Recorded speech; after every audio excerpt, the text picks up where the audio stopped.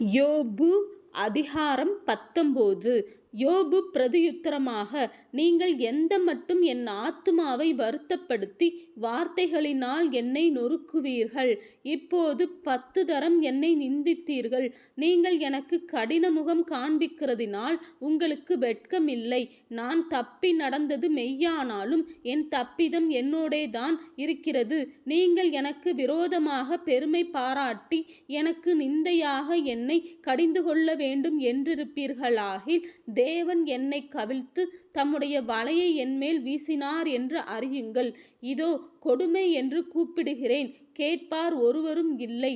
கூக்குரலிடுகிறேன், நியாய விசாரணை இல்லை.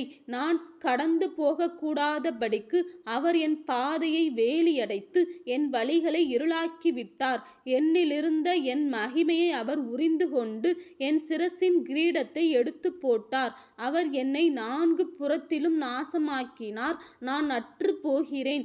என் நம்பிக்கையை ஒரு செடியைப் போல பிடுங்கி போட்டார். அவர் தமது கோபத்தை என்மேல் எரிய பண்ணினார்.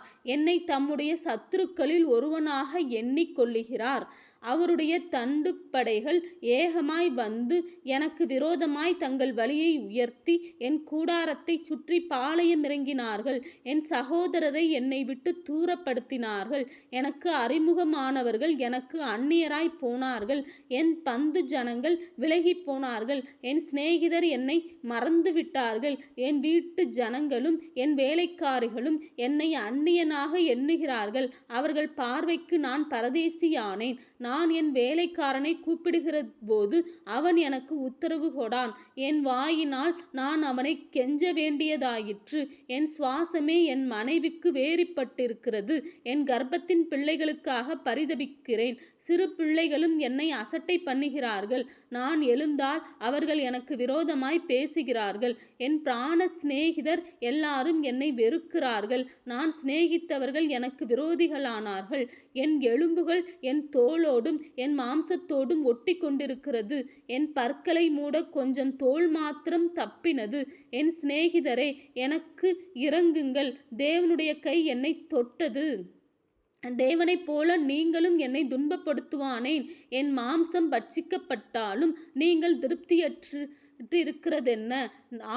நான் இப்பொழுது சொல்லும் வார்த்தைகள் எழுதப்பட்டால் நலமாயிருக்கும்.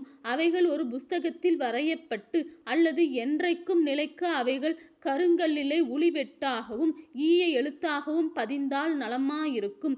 என் மீட்பர் உயிரோடிருக்கிறார் என்றும் அவர் கடைசி நாளில் பூமியின் மேல் நிற்பார் என்றும் நான் அறிந்திருக்கிறேன். இந்த என் தோல் முதலானவைகள் அழுகி போன பின்பு நான் என் மாம்சத்தில் இருந்து தேவனை பார்ப்பேன். அவரை நானே பார்ப்பேன். அந்நிய கண்கள் அல்ல, என் கண்களே அவரை காணும். இந்த வாஞ்சையால் என் உள்ளிருதயங்கள் எனக்குள் சோர்ந்து போகிறது.